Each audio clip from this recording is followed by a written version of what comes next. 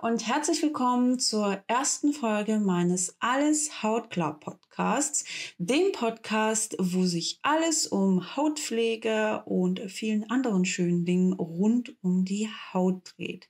Erstmal kurz etwas zu mir. Ich bin Shenya von Incipedia und beschäftige mich bereits seit einigen Jahren mit dem Thema Hautpflege. Ich bin auch gelernte Drogistin, habe dementsprechend auch etliche Hautpflegeberatungen in meinem Berufsleben durchgeführt. Das hat alles als Hobby angefangen, ist dann irgendwann zu einer riesengroßen Leidenschaft geworden. Ich habe es dann, wie gesagt, auch beruflich ausgeübt und mittlerweile habe ich auch eine eigene Skincare-Marke, bei der ich in die Produktentwicklung sehr, sehr intensiv involviert bin. Das ganze Thema Hautpflege ist sozusagen nicht nur so ein Hobby von mir oder irgendein Späßle oder sowas, sondern ist eben auch meine Existenz. Und umso größer ist eben auch meine Freude daran. Deshalb dachte ich, so ein Podcast wäre eventuell eine unkompliziertere Möglichkeit, mit euch in Kontakt zu treten, Content zu machen und einfach so ein bisschen frei von der Leber mit euch zu schnacken. Ich weiß noch nicht genau, wie ich das alles strukturieren werde, weil es eben erst in den Schuhen steckt. Aber wir können das ja dann einfach anpassen, je nachdem, was euch gefällt und wie euer Feedback ist. Ich habe mir jetzt für den Anfang überlegt, so ein bisschen über Do-it-yourself-Hautpflege zu sprechen, weil das einfach so ein Thema ist, was nie abebbt. Also es kommt immer wieder in Wellen und früher, also wenn ich jetzt von mir sprechen soll, habe ich auch immer wieder solche Do-it-yourself-Sachen bei mir selbst angewendet und Rezepte ausprobiert, weil sie zum Beispiel in der Bravo standen oder in irgendwelchen anderen Zeitschriften. Ich weiß nicht genau, ob das nach wie vor so ist, aber mir persönlich begegnen diese Tipps und auch Rezepte immer wieder auf Social Media, beziehungsweise auf Social Media. Das ist ein Thema, was immer wieder kommt und einfach auch nie ausstirbt. Und da hängen so unfassbar viele Mythen mit dran, so unfassbar viele Fehlinformationen, dass ich dachte, dass wir das einfach mal so ein bisschen aufdröseln könnten. Und das Erste, was mir spontan eingefallen ist Teebaumöl, weil ich eben auch als Teenie wahnsinnig oft zu purem Teebaumöl gegriffen habe. Ich habe das eben auch ab und zu in irgendwelche Quarkmasken reingemischt oder in irgendwelche Heilerde-Masken oder Tonerde-Masken. Und ja, meine Haut ist aber nicht wirklich besser geworden. Und mittlerweile sehe ich es eben auch immer wieder auf Instagram, dass in Reels da gesagt wird, man soll das pur auf Pickel auftragen, um das Ganze eben schneller abklingen zu lassen. Aber das ist einfach ein bisschen fragwürdig, solche allgemeinen Empfehlungen für Menschen auszusprechen, vor allem in Bezug auf Entzündungen oder wenn man empfindliche Haut hat oder wenn man unter einer Hautkrankheit leidet. Denn Teebaumöl ist ein ätherisches Öl. Das heißt, alle, die eine allergische Haut haben, die eine empfindliche Haut haben, müssen dahingehend wahnsinnig vorsichtig sein. Und wenn ihr euch so ein Teebaumölfläschchen mal ein bisschen unter die Nase haltet, eigentlich müsst ihr sie euch gar nicht so direkt unter die Nase halten, weil man Teebaumöl schon aus sehr, sehr weiter Entfernung riecht, dann merkt man auch schon, was für ein intensiver Geruch das ist. Das liegt ja an den Duftstoffmolekülen, die einfach wahnsinnig klein sind und schnell in den gasförmigen Zustand übergehen, wodurch sie eben wahnsinnig schnell in unsere Nase gelangen und dort die Sinneszellen anregen. Aber das ist eben ein Grund dafür, dass man da so ein bisschen vorsichtig sein sollte, weil eben diese Duftstoffmoleküle zu allergischen Reaktionen führen können und Teebaumöl hat nicht nur ein gewisses Allergiepotenzial, sondern auch ein gewisses Sensibilisierungspotenzial. Das heißt, es kann dazu führen, dass Allergien entstehen.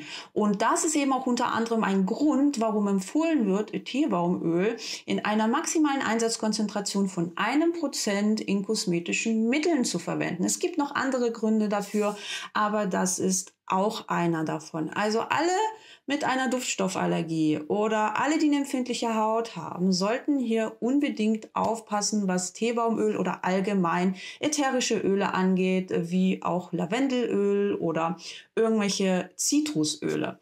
Dann kommt noch der Punkt hinzu, dass wenn ihr euch so ein Teebaumölfläschchen kauft und auf die Rückseite schaut, dann findet ihr immer einen Warnhinweis. Und zwar, dass ihr Teebaumöl nicht pur auf die Haut auftragen sollt, weil es eben auch zu starken Hautreizungen führen kann. Und da muss man dann natürlich auch solche Do-it-yourselfs oder Tipps so ein bisschen hinterfragen, denn das ist so ein Hinweis, den man wahnsinnig schnell recherchieren kann. Also der wirklich keinen großen Aufwand benötigt, denn ihr braucht wirklich nur das Produkt rumdrehen und das Kleingedruckte durchlesen. Auch der Tipp, das Teebaumöl mit Wasser zu verdünnen, ist so ein bisschen eigenartig, weil Öl und Wasser sich selbstverständlich nicht mischen. Es braucht grenzflächenaktive Substanzen, damit sich Öl und Wasser vereinigen können. Das heißt, falls ihr euch jetzt so ein Gesichtswasser mit Teebaumöl anrührt, dann habt ihr oben immer diese Teebaumölschicht schwimmen und unten ist halt das Wasser. Und wenn ihr euch das aufs Gesicht sprüht, dann habt ihr keinerlei Kontrolle darüber, wo dieses Teebaumöl im Endeffekt landet. Auch mit dem Wattepad funktioniert das nicht sonderlich gut, weil ja, wie gesagt, sich Wasser und Öl nicht wirklich mischen. Und wenn ich jetzt mal kurz zu meinen persönlichen Erfahrungen was sagen sollte, dann muss ich dazu erwähnen, dass ich in meinen Teenie-Zeiten sehr oft zu purem Teebaumöl gegriffen habe und dass meine Haut jedes Mal wahnsinnig gebrannt hat, dass sie auch extrem gereizt war. Beim ersten Mal war es vielleicht nicht ganz so schlimm, aber durch diese regelmäßige Anwendung hat das meiner Haut auf Dauer eher geschadet, als es genützt hat. Denn Teebaumöl hat durchaus wissenschaftlich erwiesene positive Effekte. Es kann nämlich entzündungshemmend wirken, aber auch antibakteriell. Nur muss man hier eben auch das Kosten-Nutzen-Verhältnis hinterfragen, weil wir ja mittlerweile einige hautfreundlichere und effektivere Inhaltsstoffe haben, die in Kosmetik genutzt werden können. Da fällt mir spontan Niacinamid ein, Bakuchiol, Grünteeextrakt oder aber auch die gute alte Salicylsäure. Wobei man bei Salicylsäure natürlich noch mal ein bisschen recherchieren und sich informieren sollte, weil das eben bei Säuren auch der Fall sein kann, dass sie peelend wirken und deswegen ist es wichtig, sich da etwas einzulesen. Dazu kann ich auch gerne noch mal eine extra Podcast-Folge machen, falls euch das interessiert. Aber nur um zu meinem Teenie-Ich zurückzukehren. Ich habe da, wie gesagt, eher schlechte Erfahrungen gemacht und auf Dauer habe ich dann eben auch gemerkt, dass meine Haut irgendwann gejuckt hat, dass sie so dauergerötet war, dass sie sich dann auch irgendwann geschuppt hat. Ich habe mir sozusagen die komplette Hautbarriere zerschossen und dadurch, ja, hatte ich dann eben auch vermehrt mit Entzündungen zu kämpfen.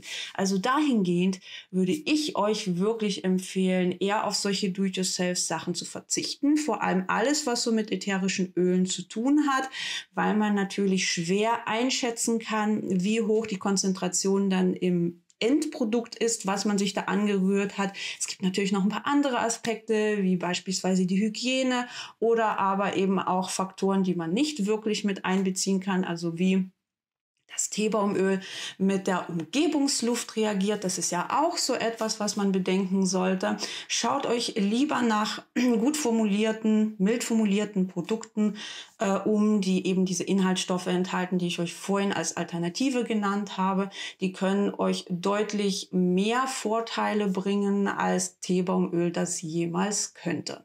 Und das war sie, die erste doch recht knackige Podcast-Folge. Ich hoffe sehr, dass es euch gefallen hat, dass ihr ein bisschen was gelernt habt. Mir zumindest hat es wahnsinnig viel Spaß gemacht. Ich würde dann in der nächsten Folge das Thema Kokosöl gerne aufgreifen, weil ja so langsam die Sonne wieder rauskommt und es draußen wärmer wird. Ihr könnt mir selbstverständlich auch jederzeit Vorschläge schicken, wie beispielsweise auf Instagram per PN oder aber auch sehr, sehr gerne per Mail. Und ansonsten hören wir uns dann beim nächsten Mal.